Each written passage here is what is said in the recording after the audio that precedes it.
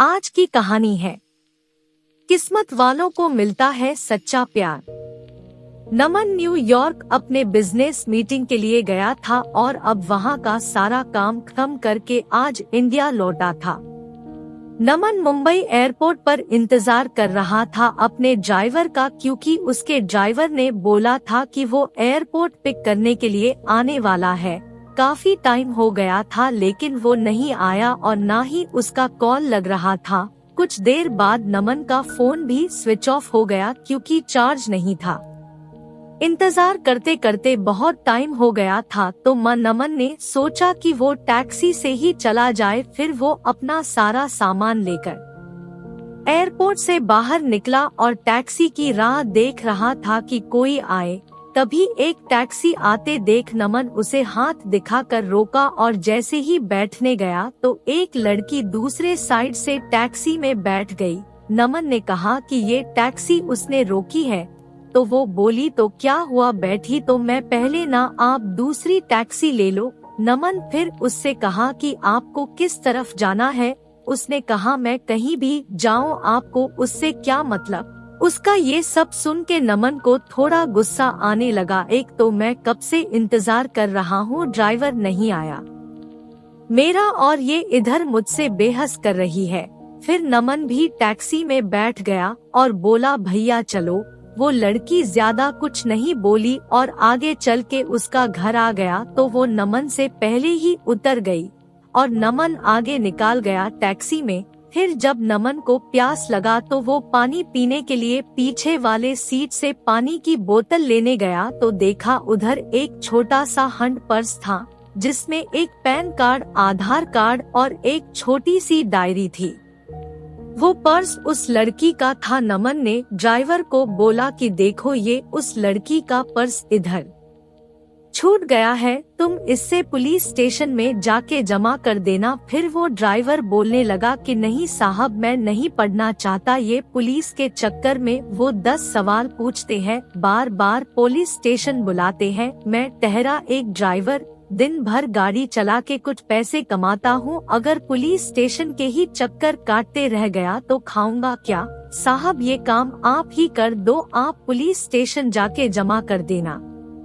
फिर नमन ने सोचा ठीक है, मैं एक जिम्मेदार नागरिक होने के कारण ये तो कर ही सकता हूँ, और फिर नमन का घर आ गया। नमन ड्राइवर को उसका भाड़ा देकर उतर गया। नमन के घर में नमन अलावा उसके मम्मी पापा रहते हैं। नमन उनसे मिला, उनका हाल चाल लिया और पूछा कि ड्राइवर आया क्यों नहीं एयरपोर्ट पर मुझे लेने। तो माँ ने बताया कि रास्ते में गाड़ी खराब हो गई तो उसने तुम्हें कॉल किया, लेकिन तुम्हारा फोन ऑफ था तो उसने घर पर कॉल करके बताया कि वो गाड़ी ठीक करवाने के लिए जा रहा है। नमन ने कहा ठीक है और अपने कमरे में चला गया आराम करने। जब नमन शाम को सोकर उठा तो अपना कमरा ठीक करने में जुट गया, जो कि बहुत बिखरा हुआ था। तभी नमन को वो उस लड़की का पर्स दिखा जो उससे गाड़ी में मिला था। नमन ने उसे खोला तो उसमें डायरी था, उसे निकाल के देखा, उसमें कुछ फोन नंबर लिखे हुए थे। उसमें एक नाम था नीतू। नमन ने उस नंबर पर कॉल किया और उससे बोला कि मुझे एक पर्स मिला गाड़ी में जिसमें ये डायरी है, उसमें तुम्हारा नाम है और एक पैन कार्ड और आधार कार्ड भी है। उसने पूछा कि आधार कार्ड पर नाम क्या है। नमन आधार कार्ड पर देखा और बोला अनीशा। तो सामने से वो लड़की बोली हाँ ये मेरी दोस्त का पर्स है, वो मुझे बोली थी कि उसका पर्स कहीं खो गया है, मैं उसे बता देती हूँ और आपका नंबर भी दे देती हूँ, वो आपको कॉल कर लेगी। नमन ने कहा ठीक है। थोड़ी देर बाद एक नंबर से कॉल आता है। फोन उठाते ही सामने से एक लड़की बोलती है मेरा पर्स आपके पास है। नमन ने कहा आप कौन? तो वो बोली वही जिसका पर्स आपके पास है, जिसमें मेरा कुछ बहुत जरूरी सामान है। नमन ने कहा हाँ मेरे पास है, तुम उसे टैक्सी में भूल गई थी। वो बोली हाँ, कल आप मुझे डेली कैफ में मिलकर उसे लौटा सकते हैं। मैंने कहा हाँ। वो थैंक यू बोलकर कॉल रख दी।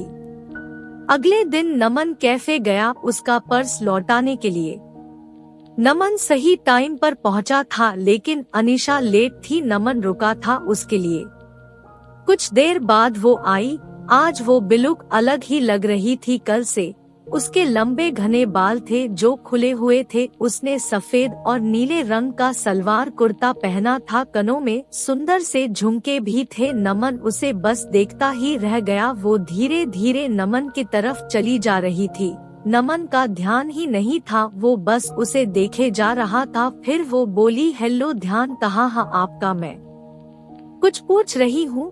तो नमन जल्दी से उठ गया और बोला, हाँ आओ, मैं तुम्हारा ही वेट कर रहा था। वो बोली, हाँ सॉरी, मुझे थोड़ा लेट हो गया। नमन बोला, कोई नहीं, ठीक है। फिर नमन ने कहा, कॉफी? वो बोली, सॉरी अभी नहीं, मैं थोड़ी जल्दी में हूँ। आप मेरा पर्स दे दो, मुझे जाना है। नमन ने कहा, हाँ दे दूंगा, थोड़ा बैठ के कुछ बात तो कर ही सकते हैं।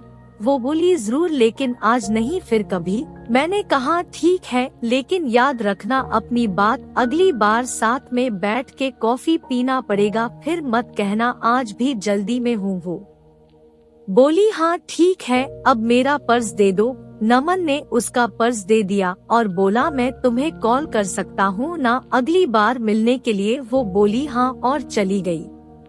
नमन कुछ देर वहाँ रुका और फिर ऑफिस चला गया।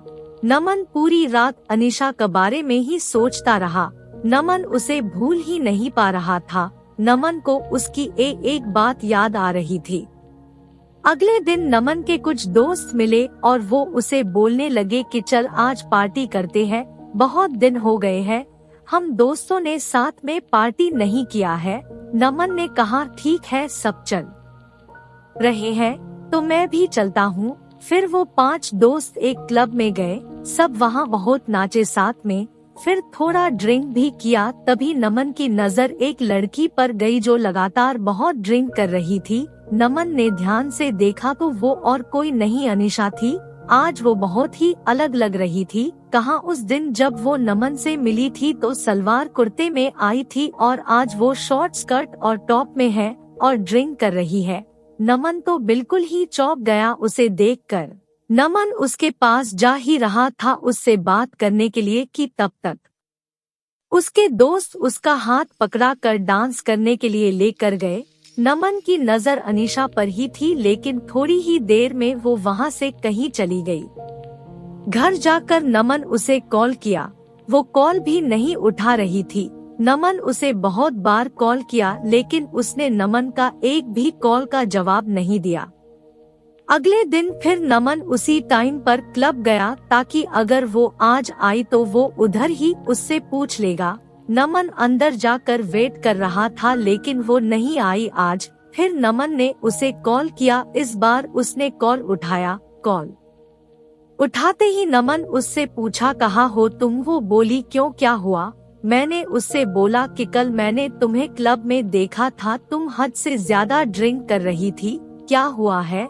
तुम्हें कोई किसी बात का टेंशन है क्या? वो बोली, नहीं, और कॉल कट कर दी। नमन फिर उसे कॉल लगाया तो उसने कॉल नहीं उठाया। इस बार नमन वहाँ से घर चला गया। घर आकर उसने अनीशा को मैसेज किया कि अगर तुम्हें कोई किसी बात का टेंशन है तो मुझे बता सकती हो। उसका कोई रिप्लाई नहीं आया। 2-3 दिन हो चुके थे, अभी तक अनीशा ने कुछ नहीं कहा था। नमन फिर अनीशा को कॉल किया। उसने कॉल उठाया। नमन ने बड़े आराम से बोला कि तुमने कुछ रिप्लाई नहीं दिया मेरे मैसेज का। वो चुप ही थी। नमन ने फिर बोला, ऐसे चुप नहीं रहो, कुछ बोलो, कुछ परेशानी हो तो बताओ, मैं तुम्हारी मदद कर सकता हूँ। फिर नमन ने कहा, अच्छा चलो कल उसी कैफे में मिलो, तुम्हारा काफी बाकी है एक मुझ पे। वो हाँ ठीक है बोलकर कॉल रख दी। नमन बड़ी बेचैनी से कल का इंतजार कर रहा था। अगले दिन वो सुबह सुबह उठा, अच्छे से तैयार होकर अनीशा से मिलने के लिए निकला। आज नमन खुद टाइम से पहले आकर इंतजार कर रहा था। थोड़ी ही देर में अनीशा आई। वो बहुत सुंदर दिख रही थी। आज उसने जीन्स टॉप पहना था और बाल वैसे ही खुले थे। वो जैसे जैसे आगे आ रही थी, चल के उसके बाल उसकी आंखों के तरफ आ रहे थे। वो उन्हें ठीक करती हुई आ रही थी। वो आके नमन के सामने वाले कुर्सी पर बैठ गई। वो शांत थी। नमन ने पूछा कॉफी? वो हॉकी सी मुस्कुराहट के साथ बोली हाँ। नमन ने वेटर को कॉफी के लिए बोला और अनीशा से बोला चलो अब बताओ क्या बात है जिससे तुम परेशान हो। पहले तो वो कुछ नहीं बोल रही थी, फिर नमन ने कहा बोलो कुछ। वो बोली कि मैं मुंबई में अकेले रहती हूँ, यहाँ मैं अपना कैरियर बनाने के लिए आई हूँ। ये बोलते बोलते वो चुप हो गई। मैंने कहा हाँ आगे बोलो, इसमें क्या हुआ? ये तो अच्छी बात है, तुम अपने कैरियर पे इतना ध्यान दे रही हो। फिर वो बोली लेकिन अब नहीं हो पा रहा है, मेरा काम में बिल्कुल ध्यान नहीं रहता, मुझे अपने बॉस से बहुत बार अब डांट सुननी पड़ती है और उसने तो ये तक कह दिया है कि अगर ऐसा ही चलता रहा तो वो मुझे नौकरी से निकाल देगा। 2 महीने हो गए है मेरे इस वार्ताओं से मुझे रोज डांट सुनी पड़ती है।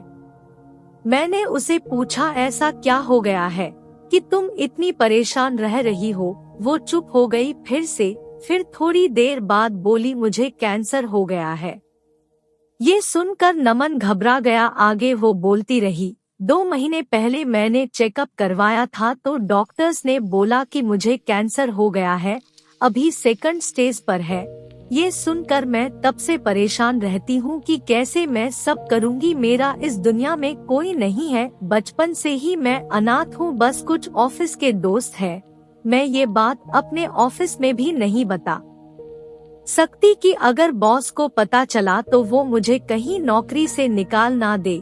3 महीने पहले ही मेरा प्रमोशन हुआ है, मुझे हेड ऑफ द डिपार्टमेंट बनाया है और ये सब हो गया। मैं अब क्या करूँ, कुछ समझ नहीं आ रहा है। ये सब सुनकर नमन ने धीरे से उसका हाथ अपने हाथ में लिया और बोला तुम अकेले नहीं हो, मैं तुम्हारे साथ हूँ। वो चुपचाप नमन की ओर देखने लगी। नमन ने कहा हाँ तुम सही सुन रही हो, मैं तो उसी दिन से तुम्हें पसंद करने लगा था जिस दिन तुम अपना पर्स लेने के लिए मुझसे मिलने आई थी। ये सुनकर उसने अपना हाथ पीछे कर लिया। नमन ने पूछा क्या हुआ, हाथ क्यों हटा लिया तुमने? वो बोली नहीं ये सब ठीक नहीं है, मेरी जिंदगी का ही भरोसा नहीं है और मैं तुम्हें मेरे वजह से कोई परेशानी नहीं दे सकती। नमन उसे प्यार से समझाया कि नहीं, तुम मुझे कोई परेशानी नहीं दे रही हो, मैं तुम्हारा ध्यान रखना चाहता हूँ, तुम्हें अपनी जिंदगी का हिस्सा बनाना चाहता हूँ, मैं हमेशा तुम्हारे साथ रहूँगा, कभी तुम्हें अकेला नहीं छोड़ूंगा। वो बोली नहीं तुम समझो, कल को पता नहीं मैं रहूं या ना रहूं, तुम क्यों खुद को किसी की परेशानी में डाल रहे हो। नमन उसे बहुत समझाया लेकिन वो नहीं मानी और चली गई। नमन उसके पीछे गया, उसका हाथ पकड़ के रोका और उससे कहा तुम्हें कभी भी किसी की जरूरत हो तो मैं हमेशा तुम्हारे साथ रहूंगा। और फिर अनीशा चली गई। नमन उसे रोज उसका हाल पूछता था। वो डॉक्टर के पास चेकअप के लिए गई कि नहीं, टाइम पर सब दवाइयाँ ले रही है कि नहीं। कुछ दिन के बाद नमन ने कभी उसे अकेला नहीं महसूस होने दिया। नमन उसे रोज फोन करता था, उसका हाल पूछता था। 4 महीने हो चुके थे ऐसे बात करते करते। एक दिन शाम को फोन पर बात करते करते अनीशा बेहोश हो गई। नमन उसे पुकारता रहा लेकिन वो कुछ नहीं बोल रही थी।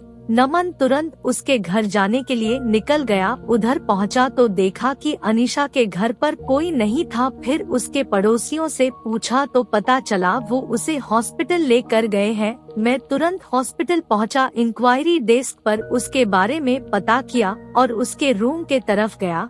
वह 2-3 लोग खड़े थे जो अनीशा को हॉस्पिटल लेकर आए थे।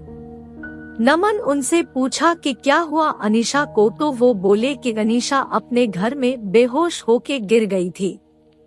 वो तो उसके घर का दरवाजा थोड़ा खुला था तो एक बच्चे को बॉल खेलते खेलते उसके घर में चला गई तो हमने जाकर देखा ये बेहोश पड़ी थी। अनीशा अकेले रहती है यह, तो हम उससे हॉस्पिटल लेकर आए।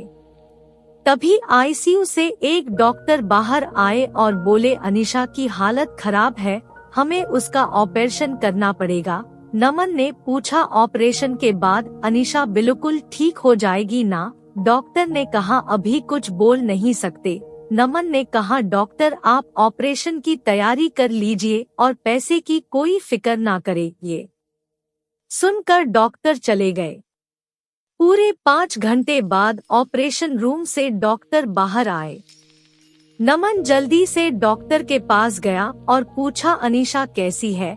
डॉक्टर ने कहा, ऑपरेशन सक्सेसफुल हुआ, घबराने की बात नहीं है कुछ। नमन के जान में जान आई।